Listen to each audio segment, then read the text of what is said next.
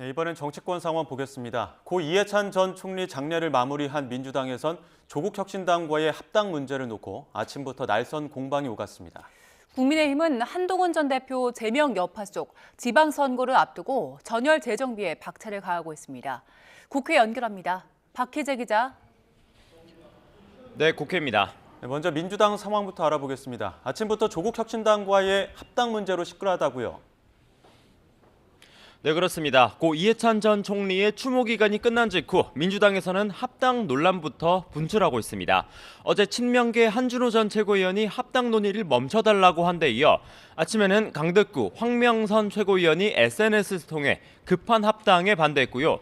지금 진행 중인 최고위원 회의에서는 이현주 최고위원은 인민민주주의, 열린우리당 시즌2라는 강한 단어를 써가면서 정청래 지도부를 면전에서 직격했습니다. 이 최고위원은 이번 사안의 본질은 대통령 지지율이 매우 높은 임기 초반에 이 3인자가 판을 바꿔서 당권과 대권을 향한 욕망을 표출하는 거라며 이재명의 민주당을 정청래 조국의 민주당으로 전환하려는 시도라고 규정했습니다. 황명선 강덕구 최고위원도 차례로 절차적인 문제를 지적하는 비판 발언을 이어갔고요. 앞서 정청래 대표는 첫 발언에서 합당도 전 당원 투표로 정하고 당심이 반대하면 합당하지 않겠다고 말했는데 먹혀들지는 않는 모습입니다. 민주당은 오늘과 내일 대의원, 권리당원 1인 1표제를 골자로 한 당원 개정안에 대해 중앙위원회 투표를 진행합니다. 한 차례 부결된 적이 있는 1인 1표제를 놓고도 당 안팎에서는 정청래 연임용이라는 목소리가 나오고 있어서 투표율도 또 결과도 주목됩니다. 네, 국민의힘 당내 상황은 어떻습니까?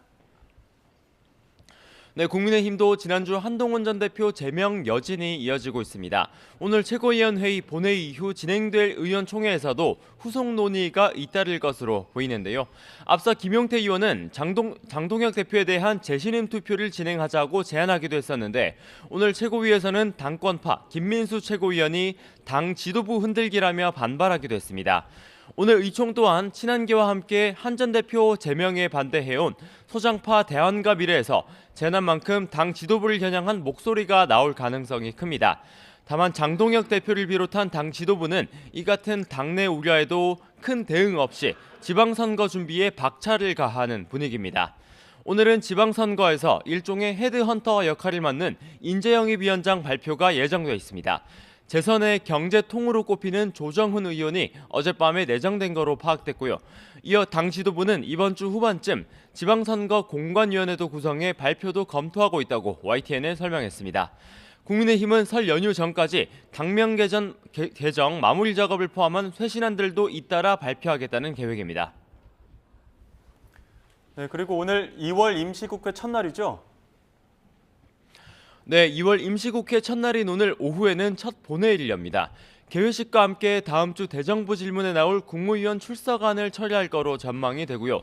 3일인 내일은 민주당, 4일인 모레는 국민의힘에서 각각 교섭단체 대표 연설을 진행합니다. 6월 임시국회에서 민주당은 우선 계류된 민생법안 80여 건을 우선 처리하는 안을 추진하고 있는데요. 국민의힘 등 야당과 협의해서 처리 시점 등을 조율할 거로 보입니다.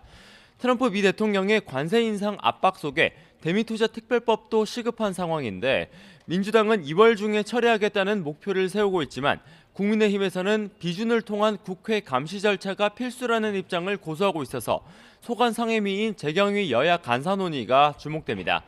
나머지 쟁점 법안인 민주당의 법 왜곡죄 등 사법개혁안과 상법 3차 개정안 추진은 설 이후 시점을 목표로 하고 있는데 국민의힘이 모두 결사 반대하는 만큼 여야 충돌이 예상됩니다. 지금까지 국회에서 YTN 박희재입니다.